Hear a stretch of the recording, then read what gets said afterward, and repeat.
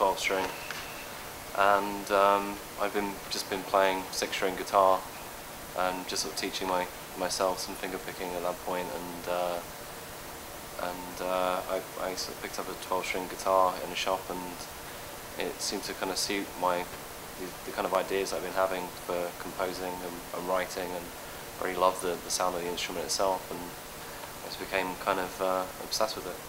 I think in total over the course of the last 7 albums and some compilation tracks, I've used about 20 different tunings. How do you deal with that live? With difficulty. I only carry around one guitar simply because I don't travel by car. I can't actually. I never got a driver's license. So I take around one guitar. I mean, but it has like each song is in a different tuning, and I usually play sort of 5 or 6 long pieces within a set. But they kind of, I'm never completely retuning the whole guitar, and it sort of has like a natural kind of flow to the way that tunings are. So I'm only ever retuning 2 or 3 strings, kind of, or pairs of strings at a time, really. In between in sets, I'll retune the guitar. This is the second 12 string I bought. The first 12 string I bought, I used for actually about the first 4 or 5 albums I made, and it was a pretty cheap guitar, Canadian-made guitar. It was an Arts and Luthery guitar, and then, you know, like sort of $200, $300, and I mean, I think they're really kind of good guitars for the money. I bought one for my son. Yeah, absolutely. Yeah, I mean, I think for the money they're really great, and I really didn't feel like changing it for a while. This is a new Guild. I bought this 2 years ago, and it was new at the time.